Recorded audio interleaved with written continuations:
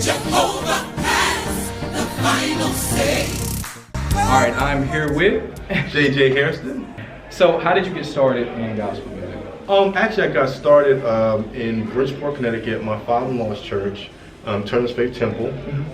Funny enough, I was originally from Brooklyn, New York, moved to Connecticut, and there was a teen choir singing at this church, and there was this girl in the choir I wanted to get with.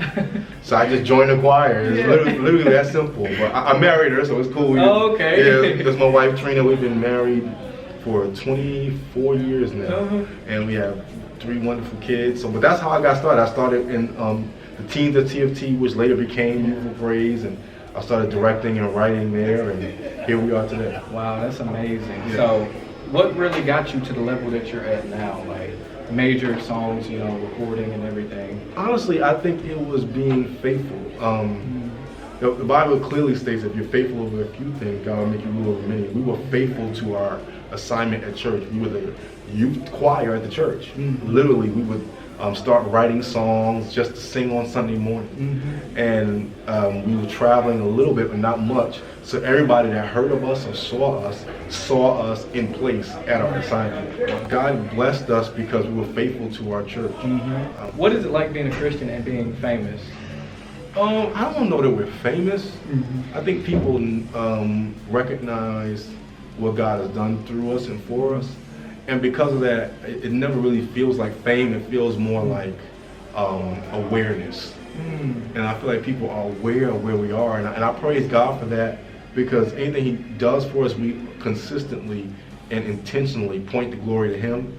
We don't want any of it, because the Bible is very clear about what happens with idols. So I never want to be an idol, because God destroys idols. So we just, you know, people are aware of our ministry and our gift, and we praise God for that. So where do you see your career going from where it is now?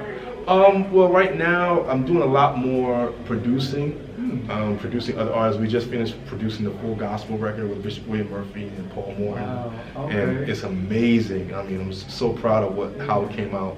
And then, you know, we'll probably do about touring, a little bit more touring internationally than we've done.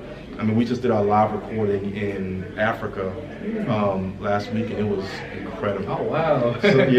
And I see us going overseas a lot more, because people are becoming more aware of the country. Would you ever do, like, have you ever done collab work with any other gospel artists? Or? Oh, we've done plenty of collabs. We've collabed with Donnie McClurkin, Ty Tribbett, Travis Green. Oh, wow. Dorinda Clark Cole, Karen Clark Sheard. So plenty of collabs. And we really had the opportunity to work with all the people, a lot of the people that we have a greater level of respect for. Kirk, we've never had the opportunity to work with, because, I mean, it's hard to say. Kirk, what he does is similar to what we do, and I think me and him on the same song would be like weird. Oh, really? I mean, he's one of the best writers, and I think he doesn't get the credit he deserves for that. He's one of the best writers of gospel music, but because he's such a performer, people slight his writing ability. But he's an amazing writer. So if anything, I would love to sing or record a Kirk Franklin song that was written. Oh, yeah. So that's my next goal. And the reason I asked about him is because, like, anytime you ask about gospel music, like, he's the first person that comes to people's heads in the world, in the church. Anybody just knows Kirk Franklin.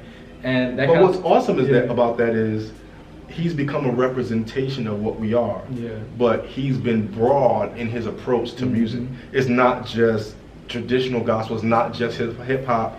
I mean, he does it all, and which is why so many people are aware of his gift, because he's been able to reach so many different groups of people with the style of music he puts out. And that actually leads into my next question about, you know, Snoop Dogg came out with a gospel album. And I know that in the gospel community, there's been a, you know, like side to side kind of thing. Like some people see it as negative, some see it as positive. Like, where do you stand with that? I love it, and I love it because he has a following that none of us have.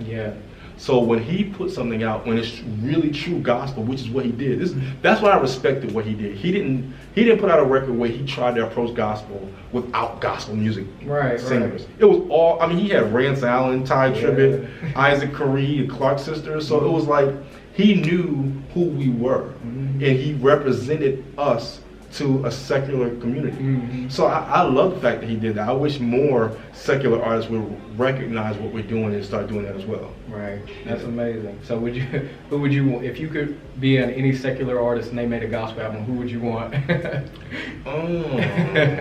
If I could be on a Jasmine Sullivan record. Jasmine Sullivan? She's my favorite vocalist. Oh, really? Okay. Like when my wife and I, we have to take a drive over an hour, we put on Jasmine Sullivan and PJ Morton. Oh, wow. Okay. Because, you know, it's relaxed, but it's still good music. Yes, sir. So she's my favorite. Coming on to my last question.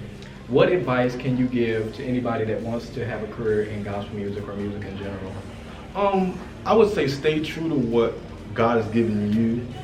Don't try to follow the fad of the day, because gospel music goes through different fads. Like one day it was traditional, then it was jazzy gospel, then it was CCM.